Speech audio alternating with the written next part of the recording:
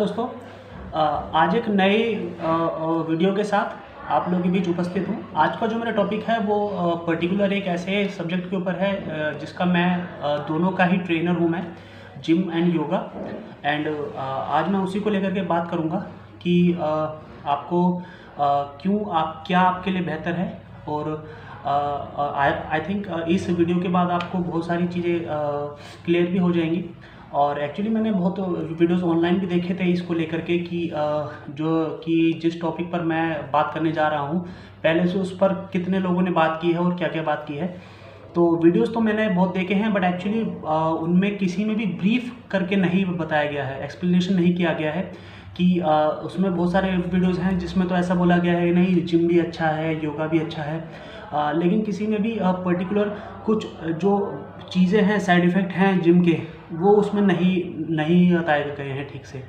तो इसी के लिए फिर मेरे को ऐसा फील हुआ कि मैं एक ऐसा वीडियो बनाता हूँ जो आपको पर्टिकुलर ये जानकारी भी दे देगा कि क्यों आपको जो जिम है, क्यों योग जो है जिम से बेहतर है और क्यों आपको स्विच हो जाना चाहिए जिम के योग के ऊपर। तो शुरू करते हैं। तो मैंने कुछ टॉपिक्स हैं, कुछ पॉइंट्स हैं इसमें जो लिखे हुए हैं, जो पर्टिकुलर मैंने ऑनलाइन देखे तो उसमें ये सारे पॉइंट नहीं है, कुछ पॉइंट हैं मिलते जुलते। तो इसी को लेकर के बात करता हूँ। तो पहला देखिए, मेरा जो पॉइंट है एक्चुअली पहला जो पॉइंट है वो आप मेरी बात अच्छे से ज़्यादा वो लोग समझ पाएंगे जो जिम और योगा जिन्होंने दोनों ही किए होंगे। जिन्होंने पर्टिकुलर सिर्फ एक किया होगा, मान लीजिए अगर आपने सिर्फ जिम किया है तो आप इतने अच्छे से बात को समझ नहीं पाएंगे। लेकिन अगर आपने सिर्फ योग किया होगा तो भी आप इतने अच्छे से मेरी बात को समझ नहीं पाएंगे। अगर आपने दोनों किया होगा तो कहीं ना कहीं आपको बहुत अच्छे से मेरी बात समझ में आ जाएगी कि मैं क्या कहना चाह रहा हूँ और क्यों ये वाली बात बोल रहा हूँ। तो देखिए, पहला जो मेरा टॉपिक है, देखिए जिम आपने किया होगा तो आपको भी रियलाइज़ हुआ होगा कि जिम करने के बाद पूरी बॉडी में टायर्डनेस आ जाती है, बहुत ज़्यादा थकान हो जाती है, ऐसा फील होता है, डिजीनेस सी आ जाती है, आपको बैठने का मन करता है। अगर आपने 1 घंटा 1.5 घंटा वर्कआउट किया है तो कहीं ना कहीं ऐसा फील होता है कि थोड़े आराम कर लें, और अगर आप वो आराम नहीं करेंगे तो कहीं ना कहीं पूरा दिन आपका ऐसा अजीब सा बीतता है, आलस भरा रहता है। तो क्योंकि देखिए, आप वेट ट्रेनिंग आप जिम में जब वेट ट्रेनिंग करते हैं तो उससे कहीं ना कहीं थकान आनी शुरू हो जाती है। तो लेकिन वहीं इसके अपोजिट अगर आप योग करेंगे तो आप देखेंगे योग करने के बाद आपको पूरी बॉडी में एनर्जी महसूस होना शुरू हो जाएगी, आपकी जो एक्टिवनेस है वो बहुत ज़्यादा हो जाएगी। तो ये कहीं ना कहीं बिल्कुल ही आप ये मान के चलिए, मतलब वर्कआउट के बिल्कुल अपोजिट है योग जो है। मतलब जहाँ आपको वर्कआउट करने से, जिम करने से, वेट उठाने से, या कोई भी आप वर्कआउट कर रहे हैं जिम के अंदर, उससे आपको थकान हो जाएगी। वहीं उसके अपोजिट जब आप योग करेंगे तो उसके बाद आपको ताजगी, स्फूर्ति, एक्टिवनेस आपकी बहुत ज़्यादा हो जाएगी, आपका मूड बहुत अच्छा हो जाएगा। तो एक तो ये पहला पॉइंट तो ये है।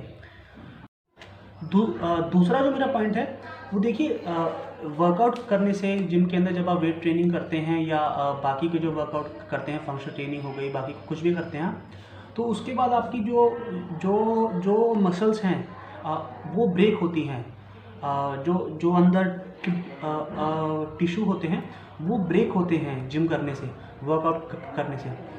लेकिन योग करने से ऐसा कुछ नहीं होता है, क्योंकि योग की जो देखिए उसका रीज़न भी बहुत एक वो है।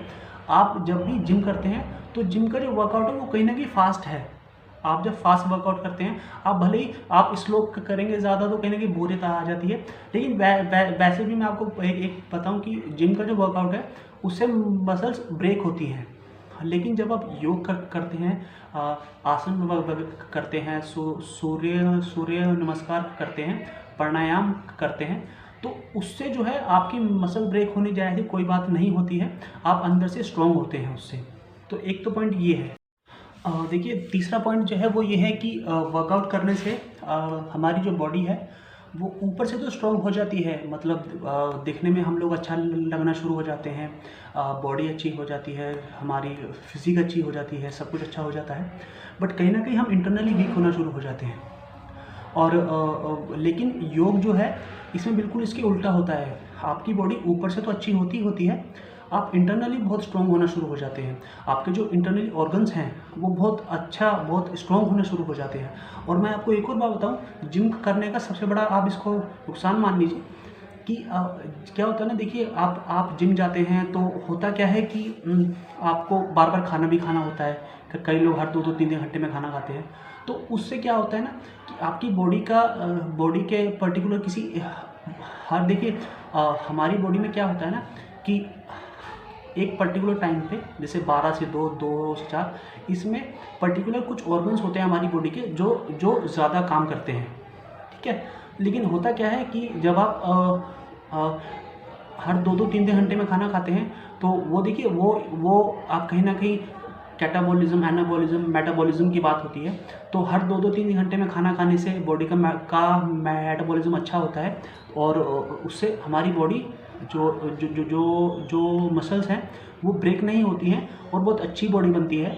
लेकिन वो कहीं ना कहीं आपको इंटरनली डैमेज करना शुरू होती है। लेकिन इसके बिल्कुल अपोजिट योग में ऐसा कुछ पर्टिकुलर होता नहीं है कि आपको हर 2-2 3-3 घंटे में खाना खाना है। आप 2 टाइम खाना खाएं, मैक्सिमम 3 टाइम खाना खाएं, उसमें कोई वैसा नहीं होता है। और आप इंटरनली बहुत ज़्यादा स्ट्रॉन्ग होना शुरू हो जाते हैं योग से। तो कहीं ना कहीं ये एक बहुत मेजर डिफरेंस है कि जिम से आप इंटरनली वीक होना शुरू हो जाते हैं और योग करने से आप कहीं ना कहीं इंटरनली और एक्सटर्नली दोनों ही स्ट्रॉन्ग होना शुरू हो जाते हैं। देखिए, फोर्थ पॉइंट जो है वो मेरा ये है कि देखिए, वैसे तो बॉडी में हमें प्रोटीन की रिक्वायरमेंट होती है। जितनी आपका बॉडी वेट होता है उसके अकॉर्डिंग आपको डेली प्रोटीन इंटेक करना चाहिए।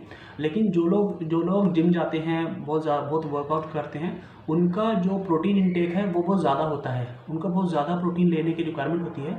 और उस कारण आपको शायद पता भी होगा कि ज़्यादा प्रोटीन में अमीनो एसिड होते हैं। तो कहीं ना कहीं हमारी जो किडनी है वो एसिड को बाहर निकालती है टॉयलेट के थ्रू, बाथरूम के थ्रू। लेकिन जब आप लॉन्ग टर्म तक ऐसे प्रोटीन का इंटेक बहुत ज़्यादा करना शुरू होते हैं तो कहीं ना कहीं हमारी जो किडनी है उस पर बहुत ज़्यादा इसका असर आना शुरू हो जाता है। वहीं इसके अपोजिट योग में ऐसा कोई पर्टिकुलर नहीं होता है कि आपको प्रोटीन का इंटेक बहुत ज़्यादा करना है, कुछ करना है। आप अपना सादा खान पान के साथ साथ भी आप योग कर सकते हैं और अच्छे से स्वस्थ रह सकते हैं। देखिए, फिफ्थ जो मेरा पॉइंट है वो है एक्चुअली मैं बहुत लोगों को जानता भी हूँ पर्सनली। और जिन लोगों का देखिए होता क्या है, जिम करने के बाद जनरली बॉडी में पेन होना शुरू हो जाता है बहुत लोगों के। 40 साल के बाद तो बहुत ज़्यादा कई लोगों को पेन होना शुरू हो जाता है। मैं पर्सनली जानता भी हूँ कुछ लोगों को, जो आपने पहलवान भी देखे होंगे, बहुत सारे पहलवान लोग जो होते हैं उनके भी बॉडी में बहुत ज़्यादा पेन शुरू हो जाता है। जो हमारे जॉइंट्स है, जैसे नी का जॉइंट है, एल्बो जॉइंट है, जो बोन्स हैं हमारी, वो कहीं ना कहीं अंदर से उन जॉइंट्स वो वीक होना शुरू हो जाते हैं। तो 40 के बाद जो है अगर आप 40 के बाद भी जिम जाना चालू रखते हैं तो देखिएगा आप लॉन्ग टर्म में आपको जॉइंट्स में पेन होना बहुत ज़्यादा शुरू हो जाता है। वहीं इसके अपोजिट योग में क्या होता है, अगर आप डेली बेसिस पे योग करेंगे तो आपके जॉइंट्स है वो इंटरनली स्ट्रॉन्ग होना शुरू हो जाते हैं। उसमें ऐसा कोई प्रॉब्लम नहीं है, आप 40 के हो जाएं, आप चाहे 50 के हो जाएं, 60 के हो जाएं, आप तब भी योग आराम से कर सकते हैं और आपकी बॉडी इंटरनली स्ट्रॉन्ग हो जाएगी, आपके बोन्स इंटरनली बहुत ज़्यादा स्ट्रॉन्ग हो जाते हैं। ये बहुत अच्छा डिफरेंस है और ये बहुत इम्पोर्टेंट मतलब महत्वपूर्ण डिफरेंस है इन दोनों के बीच में, कि जहाँ जिम जो है 40 के बाद इंसान को वीक करता चला जाता है, वहीं अगर आप योगा डेली बेसिस पे करेंगे तो आप लॉन्ग टर्म तक 50 साल 60 साल तक बहुत ही फिट रह करके अपना जीवन यापन कर सकते हैं।